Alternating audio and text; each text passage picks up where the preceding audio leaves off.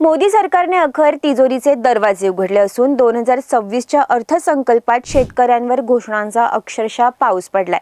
अर्थमंत्री निर्मला सीतारमण यांनी आज संसदेत विकसित भारताचा रोडमॅप मांडताना कृषी क्षेत्राला केंद्रस्थानी ठेवले। या बजेटमध्ये नक्की काय मिळालं तर सर्वात आधी कापूस उत्पादकांसाठी सरकार एक नवीन मोठी योजना घेऊन येत आहे। मासेमारी करणाऱ्या बांधवांसाठी तब्बल 500 नवीन अमृत जलाशय तयार केले जाणार असून पशुपालन आणि मत्स्य उद्योगाला मोठी चालना दिली जाणार आहे। तर भारताच्या काजू आणि कोकोला आता ग्लोबल ब्रँड बनवण्याची घोषणा सरकारने केली।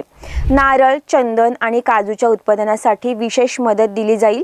एक महत्त्वाची अपडेट आली आहे ती म्हणजे तंत्रज्ञानाच्या युगात आता शेतकऱ्यांसाठी बहुभाषिक AI टूल तयार केले जाणार आहे, ज्यामुळे शेतीतील अडचणी सोडवणं सोपं होणार आहे। युरिया अनुदानात सुधारणा करून त्याचा थेट लाभ शेतकऱ्यांना देण्यावर आणि नैसर्गिक शेतीला प्रोत्साहन देण्यावर सरकारने भर दिलाय। वारंवार बदलणाऱ्या निर्यात धोरणामुळे शेतकऱ्यांचे जे नुकसान व्हायचं ते थांबवण्यासाठी आता एक स्थिर निर्यात धोरण राबवलं जाणार आहे। थोडक्यात सांगायचं तर ग्रामीण अर्थव्यवस्था मजबूत करण्यासाठी सरकारने हा मास्टर स्ट्रोक खेळलाय। तुम्हाला काय वाटतं, या घोषणांमुळे शेतकऱ्यांचे दिवस बदलतील का? कमेंट्समध्ये तुमचं मत नक्की सांगा आणि अशाच महत्त्वाच्या अपडेटसाठी आम्हाला फॉलो करायला विसरू नका।